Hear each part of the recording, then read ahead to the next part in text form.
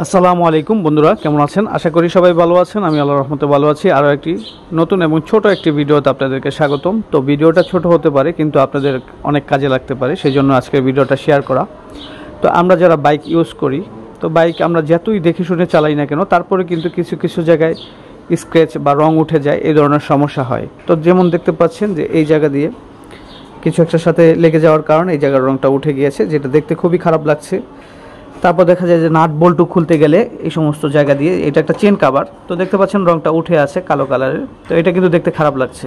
তারপর দেখতে পাচ্ছেন এই জায়গায় লেগ গার্ড বা পা রাখার যে জায়গাটা, এই জায়গায় পা রাখতে রাখতে এরকম রং উঠে যায়।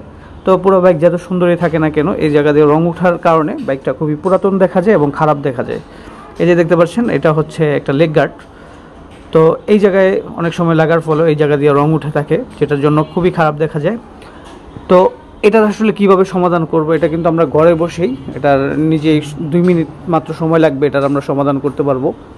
এটা করার জন্য কোনো ডেন্ট পেন্টের দোকানে যাওয়ার কোনো প্রয়োজন নেই, এটাও এক্সট্রা টাকা খরচ করারও কোনো প্রয়োজন নেই। তো মাত্র 2 মিনিটে আপনার এটা সমাধান করতে পারবো। তো কীভাবে এটা সমাধান করছি অবশ্যই পুরো ভিডিওটা দেখবেন, তাহলে দেখলে কিন্তু আপনারা এভাবে সমাধানগুলো করতে পারবেন। আর অবশ্যই আমার চ্যানেলটি সাবস্ক্রাইব করে রাখবেন, বেল বাটনটি বাজিয়ে দিবেন, এতে করে এই ধরনের আরও ভিডিও পেয়ে যাবেন। তো চলুন ভিডিওটি শুরু করি।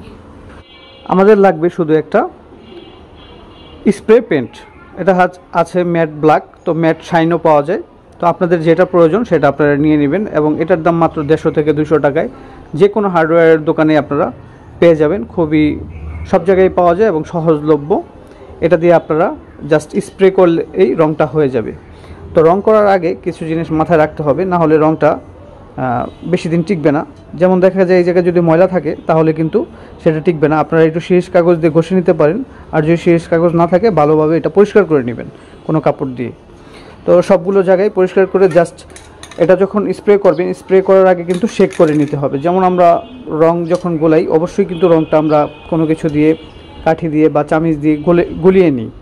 তো এটা যেহেতু একেবারে ফিটিং করা, সেই জন্য কিন্তু অবশ্যই এটা শেক করতে হবে। অনেকে শেক না করে মারলে কিন্তু এটা রংটা ঠিকমতো বের হবে না, এবং কিছু জায়গাতে বেশি লেগে যাবে রং এবং কিছু জায়গায় কম লাগবে, এরকম হবে।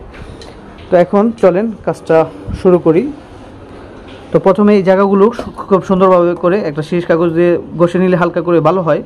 আর যদি না পারা যায় তাহলে অবশ্যই এটা আপনারা একটু পরিষ্কার করে নেবেন। তো আমি পরিষ্কার করে নিচ্ছি, তারপর স্প্রে করছি। এভাবে রংটা ঝাঁকিয়ে নেবেন, খুব ভালোভাবে ঝাঁকাতে হবে যেন রংটা মিক্স হয়ে যায় ভিতরেই।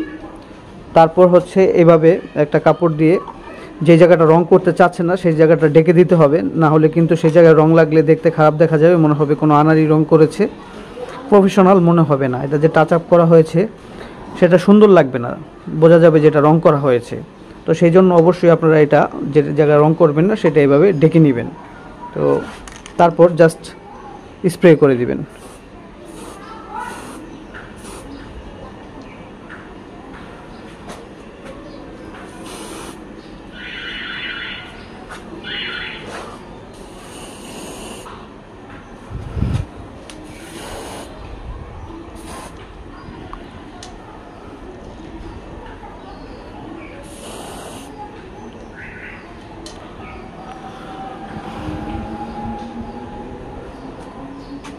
ব্যাস, এটা কিন্তু সুন্দরভাবে রং করা হয়ে গেল। তো আমি এখন চেন কাভারটায় রং করব। তো আমি যে জায়গা দিয়ে শুধু রংটা উঠে আছে সেই জায়গায় করব, আমি পুরাটা করব না।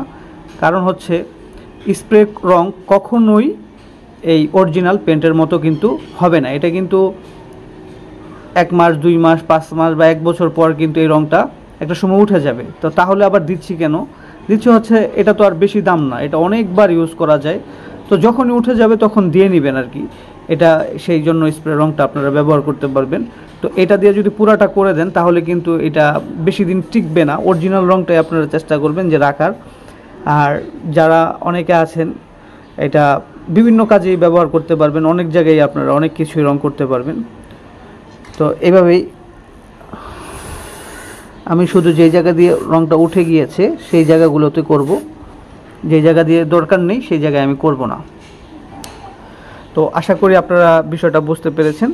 তো এই ধরনের ভিডিও পেতে অবশ্যই চ্যানেলটি সাবস্ক্রাইব করে রাখবেন, বেল বাটনটি বাজিয়ে দিবেন, এতে করে এই ধরনের আরও ইনফরমেটিভ ভিডিও পেয়ে যাবেন। আসসালামু আলাইকুম।